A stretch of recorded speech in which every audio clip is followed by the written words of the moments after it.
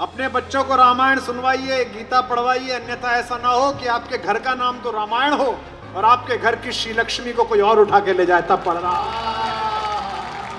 Poet Kumar Vishwas found himself at the center of a controversy.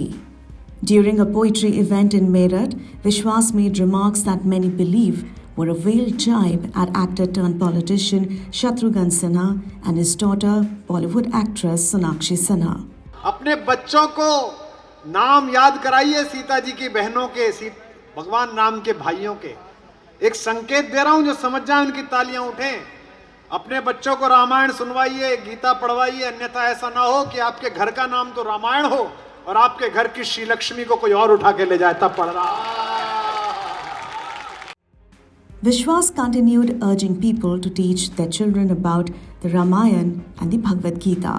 This comment is being widely interpreted as a reference to Shatrughan Sinha, whose house is named Ramayan, and his daughter Sonakshi, who recently married Zahir Iqbal. The remarks quickly gained traction on social media. The mention of a woman's name in this context sparked an immediate backlash, particularly from Congress leader Supriya Shined.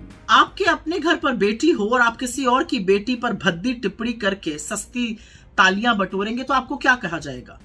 यही लगेगा कि सस्ती लोकप्रियता के लिए आप किस level तक गिर सकते हैं। और यही कुछ ऐसा किया है आपने कुमार विश्वास जी। कुमार विश्वास जी, आपने सिर्फ सोनाक्षी सिन्हा की अंतरधार्मिक विवाह पर घटिया तंज नहीं कसा है, आपने असली अपनी महिला विरोधी मानसिकता भी दिखा दी है।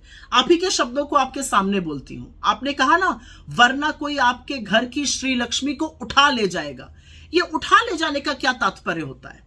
क्या लड़की कोई सामान है, कोई वस्तु है, टेबल पर रखा हुआ गुलदस्ता है जिसको कोई उठा ले जाएगा? ये जो मानसिकता है ना कि जब तक लड़की पिता के घर में उसकी संपत्ति है, जब पति के घर में गई तो उसकी संपत्ति है, ये कब बदलिएगा और ये कब बदलेगी? और ये कितनी घटिया सोच है। विवाह जो है ना, वो बराबरी का रिश्ता होता है। उसका आधार, उसकी नींव परस्पर प्रेम और परस्पर विश्वास होता है। 2024 के भारत में एक लड़की ने अपनी मर्जी से शादी कर ली तो आप उसकी परवरिश पर सवाल उठाने लगे। मतलब 2024 के भारत में एक लड़की को यह की आजादी नहीं है कि वो जिसको चाहे उससे शादी कर सके। अब कौन क्या खाएगा, कहां रहेगा, क्या पहनेगा, किसको पूजेगा, किससे प्यार करेगा, किससे शादी करेगा, इसका निर्णय भी धर्म के स्वयंभू ठेकेदार करेंगे। मतलब गजब है।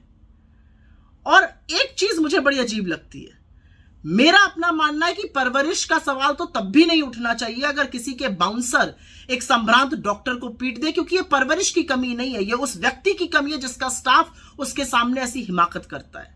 खैर, आपके सर्टिफिकेट की मुझे तो नहीं लगता कि शत्रुघ्न सिन्हा जी को या सोनाक्षी, उनकी जो बड़ी कामयाब बेटी है, उसको कोई जरूरत है।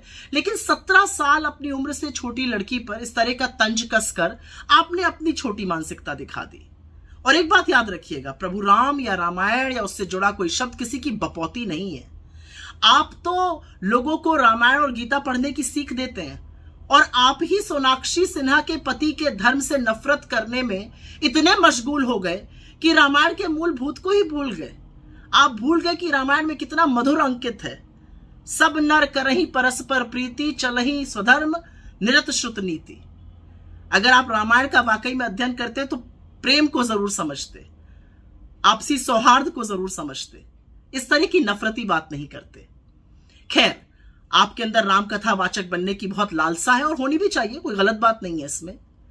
लेकिन काश आपके अंदर प्रभु राम की रत्ती भर भी मर्यादा और रत्ती भर भी शालीनता होती। आपको कुछ क्षण के लिए थोड़ी सस्ती लोकप्रियता तो जरूर मिली, लेकिन आपका कद जमीन में और धंस गया। और मैं आशा करती हूं कि आपको एहसास होगा आपने गलत किया। आप एक पिता से और उसकी बेटी से माफी मांगिएगा।